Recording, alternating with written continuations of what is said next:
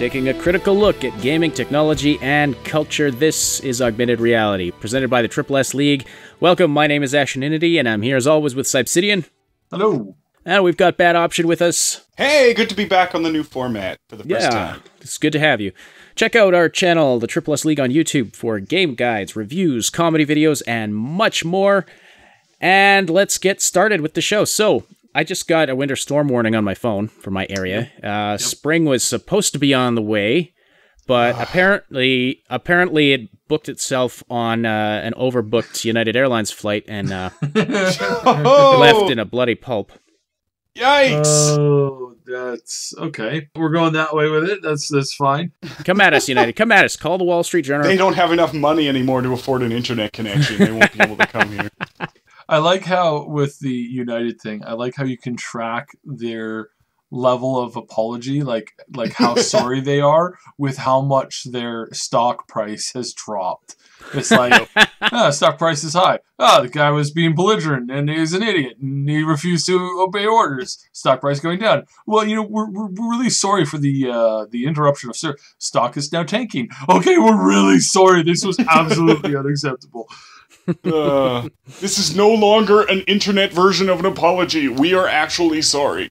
So, Twitch streamers in Germany now require a broadcast license to stream live on the internet. Now let's not blow this out of proportion, right? Like, anytime a country introduces some crazy crackdown on new media, they're not going to do it overnight. In most cases, you expect a couple months ahead. Oh, sorry, it's the end of this month? Yeah, apparently. Okay, well, yeah, Germany's totally trying to screw over everybody who is a Twitch or YouTube streamer. Yep, no time to raise the funds. Supposedly, the rationale for this is because they don't want radio and television broadcasting stations to reclassify themselves as streaming companies and not have to buy broadcasting licenses. Oh, because that was such a huge problem. Yeah. Massive problem.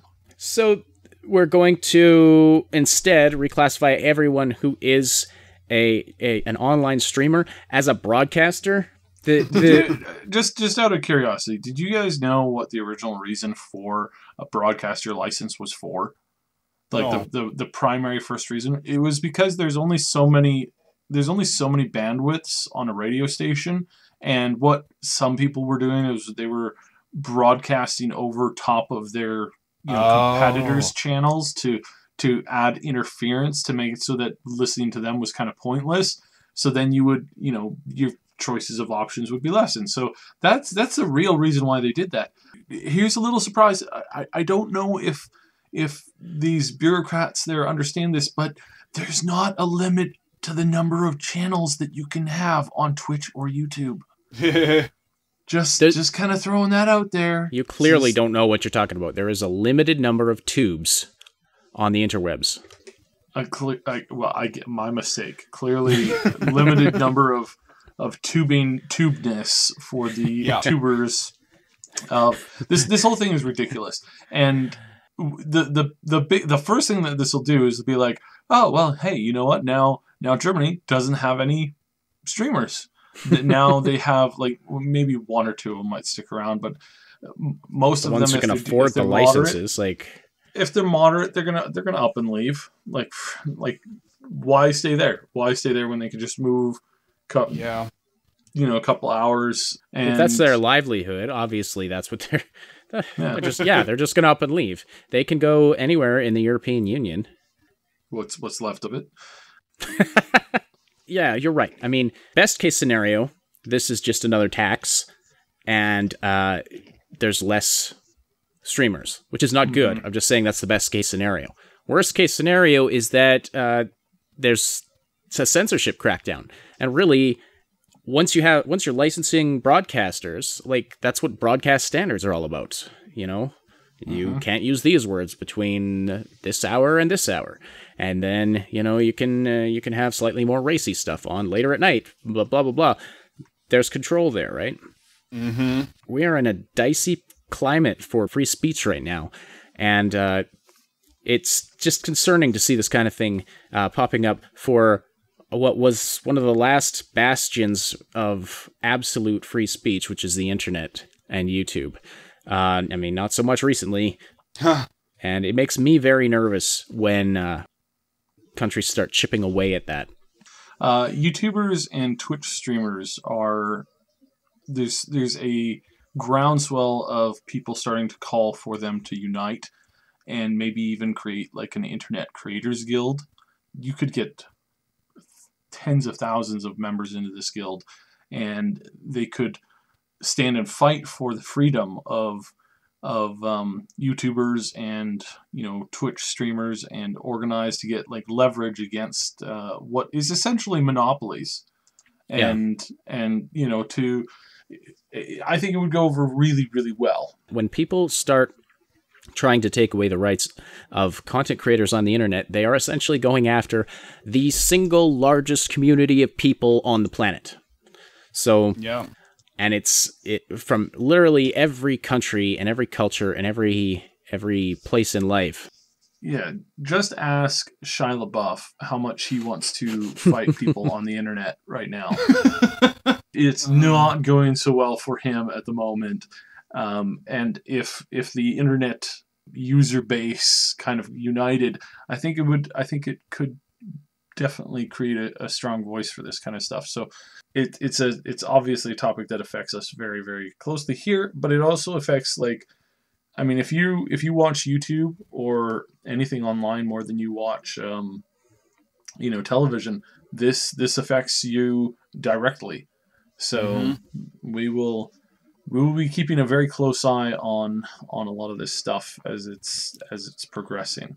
Well, yeah, it might not seem like a gaming channel has much to worry about, but freedom of speech is something that if we start to see it threatened, really, we all need to stand together and say, no, this stops now. Because, I mean, you start taking away what people can or you start regulating what people can and can't say. That's something that is, that is very dangerous.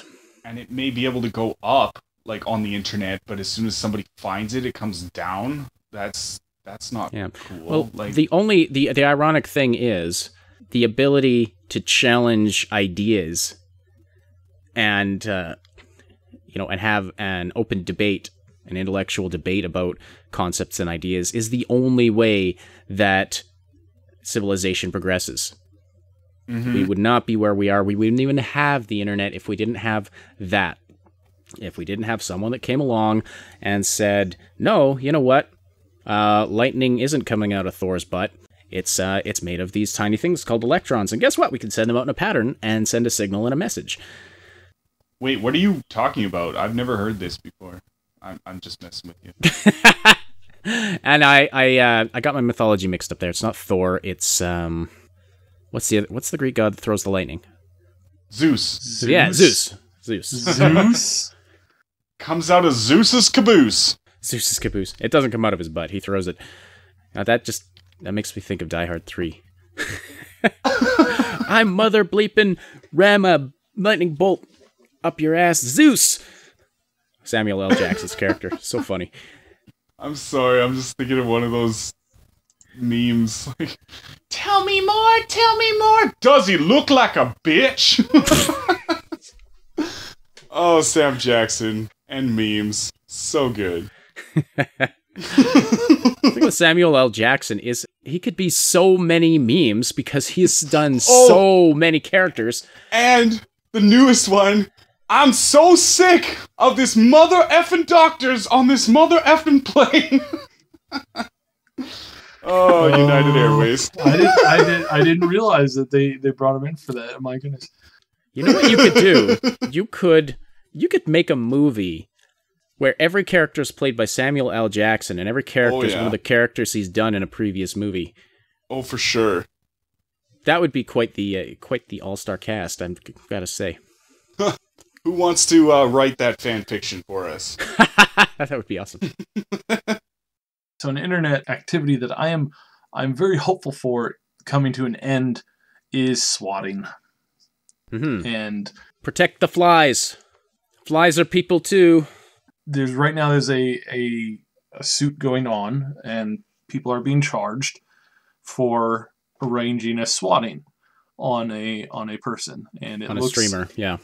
and it looks like it is a very strong possibility that we will see these people possibly get a maximum of 20 years in prison, which should scare the crap out of anybody who even thinks about swatting. Yeah.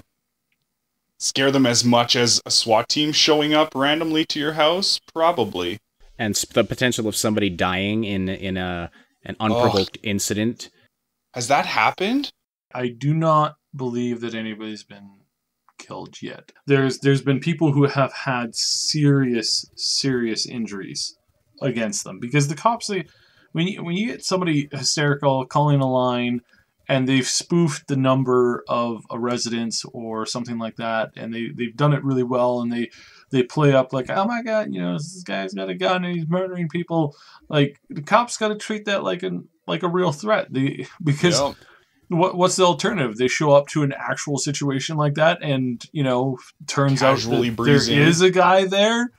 Yeah. Oh, I'm sure this is just a swatting call. Ha ha ha! Let's walk in. Oh, guy's got a gun, and now there's 2 officers down as well. They absolutely have to treat it like it's potentially a real thing, and I do not understand why streamers don't contact their local police department and let them know, who they are, where they are, what they do, and the potential. We, all of the people that work with us for streaming have been told that in some capacity. So, we contact local police, let them know, who we are, what we do. One of the cops actually came out, looked around, asked us a couple quick questions, and then he's like, cool. And so that if they were to get a call like that, right away they go, oh yeah, I've got 2 personal phone numbers that I can call for this person. I have the ability to literally turn on my computer or my smartphone device and check their channel and see what's going on. And then we can make contact with the person directly or indirectly as we're preparing, as they're preparing to send, whatever stuff that they have to send. And what happens in this case is what's happened with a lot of the more recent swatting attempts on celebrities, is that they have this contact information and they just send around a squad car to physically check the location, but they're not sending SWAT team members. They've already talked to, whoever star it is. They said, hey, what's, anything going on? No, okay, we're going to have an officer swing by, just make sure everything okay. That way they can, make sure that they've covered all their bases and, covered their butts in this particular regard. So that's what the police normally do and are now doing more often, but these are only like high profiles. There's nothing stopping random citizens from being swatted, which is some of the stuff that some swatters are now doing. They are now targeting people at random and swatting them, or not necessarily at random, but nowadays they're not necessarily swatting somebody while they're online streaming. Sometimes they're swatting somebody just because they know the person and they don't like the person. Jeez. And it is not a prank. It is not a prank. No, that's not a prank. That's that is now a crime. Yay! Awesome. Well, I believe it was anyway, but it certainly should have a serious consequence, something like that. Why do people do these disgusting things? I don't know. Stick to bottle flipping. Good Lord. Aren't there enough video games in the world to keep you people occupied? No. The one I want comes out in November. I can't wait until then. But if you do need to be if you need to be distracted, I've got a distracting game for you. Ooh. It's the newest. Now, I thought we weren't going to talk about Andromeda this week. I know. I know those animations are really, really distracting. No, not that game. So there is a new game coming out. It's the newest in a long series. This series is surprisingly has very good gameplay and is very popular amongst people who enjoy a good storyline about, teenage girl ninjas. Totally a viable storyline. It's Senran Kagura. And I think I'm pronouncing that probably wrong. But forgive my Japanese. I know it's terrible. Newest entry into the series is the Refure, which again, Of course it is. Probably butchered that. It's Refure. So Reefer. Yeah, I wouldn't have got Reefer out of I there. read it as Reefer, and I don't think that's what they meant. Refure. Or maybe that is some of what they meant. At any rate, newest one coming out now. There's been 7 titles of this game series already, and for some odd reason, they keep selling and they keep making a lot of money. I wonder why. Yeah. But the newest one they're incorporating with the this is coming out for the Switch, and they've incorporated some pretty amazing feedback control. Apparently, maybe. And they've also ensured that they have the jiggle animations correct for, all the important things in the game that you expect to see jiggle on, like jelly desserts, of course. Jelly desserts. You have to have that perfect shimmer there. So that's what the kids are calling it these days. Okay. Yeah. So Shake your jello. My jelly dessert brings all the boys to the yard. I've seen this gameplay. I have not played this, but I have seen a lot of this gameplay on a YouTuber that I watch, and it's hilarious. Like I don't know. I don't have words for this. Are they trying to give Anita Sarkeesian an aneurysm? It's so tongue in cheek. It's so like, okay, so we've got a game where it's hot girls, swimsuits, clothing breaks, while fighting ninja stuff, and really good story, and it's very popular. All right, so news this week about a possible Star Wars The Old Republic reboot or redo flared up a few days ago. And really? Was all over the place for like about 18 hours. And then somebody from a couple of sources came out and shut it down pretty hard. And a lot of people were devastated by this concept and this news coming out that, oh my goodness, Star Wars The Old Republic will not be remade. There's a couple of things that we need to talk about this. So Star Wars The Old Republic 1 and 2, great games, then were continued in the MMO. And a lot of people will automatically say, oh my goodness, I can't believe you're comparing an MMO to the single player, and they'll roll on with that. Now, first of all, I'm sorry they decided to do this as an MMO. It was not the best choice for the series, but as far as story, that game is the continuation of that story. There's really, really good writing, and there's really, really, really amazing dialogue, and there's really, really funny dialogue that you can have between the characters. And yes, it's in an MMO, which you might not find very fun, but that is where the story is. Now, who is to blame for it ending up as an MMO? Well, frankly, LucasArts was. That's very, very surprising that such a decision would have been made, because, pre-Disney, LucasArts was always well known for its good decisions. Oh, yes. They're great decisions. Like, for example, doing a reboot of X-Wing versus TIE Fighter. That was a joke. That was a joke, people. All of you people diving down to the comments section to blast me for what I just said. That was called a joke. Yeah. It's called sarcasm. Unfortunately, big business got in the way of this game. I can just see that meeting. Have you guys heard of this thing? The internet? George, we're trying to tell you about the new game. Make it internet. What? Make the game internet. Jar Jar Binks. Jar Jar Binks. Yes, Jar Jar is the key. Yeah. When you say it was up for 18 hours and then got shut down or shot down, does that mean someone was refuting that as truth, or does that mean it all disappeared, swept under the rug? Somebody came out with some pretty heavy evidence and said, no, it's not happening, guys. Because if it just disappeared, then I would be really suspicious as to why it disappeared. Okay. What was it that started this rumor? It was a guy who runs a podcast. He's done some pretty good news breaks before, but basically he had some access to see a prototype engine. Sorry, not a prototype engine, a prototype build of a relaunch of the original game. But a prototype is a massively different thing than an alpha or a beta product. It's like a proof of concept, kind of. Like, it's like the guy that ported Portal to the Google Glass. There's not going to be a Portal game for Google Glass. Yeah.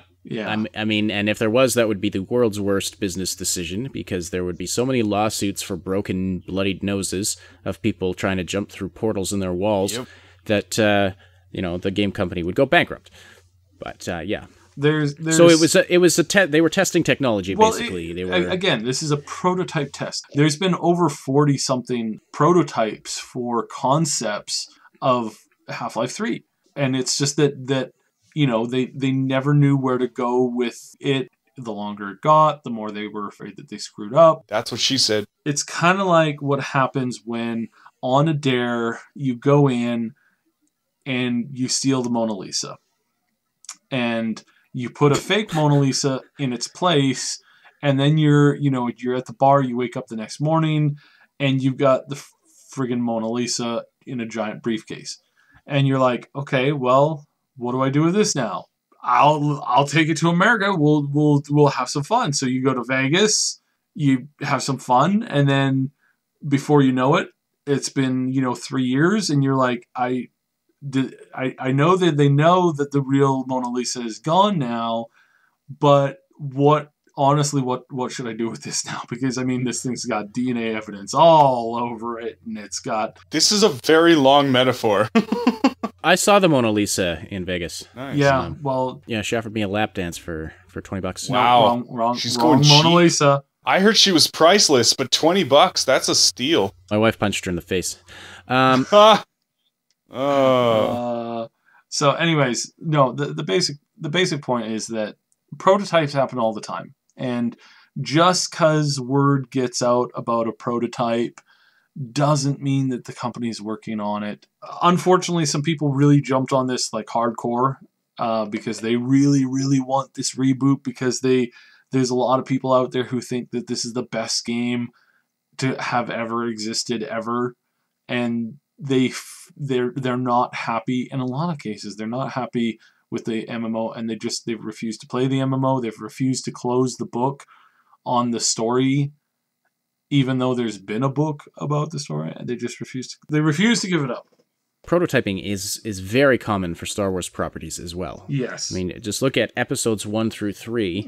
Those were extensive prototypes for actual movies. But then they decided, nah, screw it. So, by the way, I hear sad news. The actor that played Jabba the Hutt has died. And so they're going to use a CG rendering of him in the new Han Solo movie.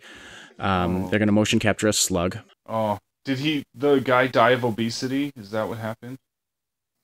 I don't know what to say. I don't even know where to go. This was just some bullshit that came right into my brain. Face down into soup. Like... Yeah, like he never eats soup. Alright, so that's it for this week for Augmented Reality. Thanks so much for listening. We'll talk to you next week. Bye-bye.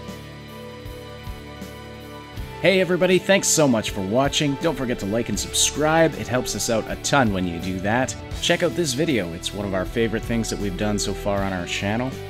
And here's some more stuff you might like. See the description below for links to our mods on Nexus Mods.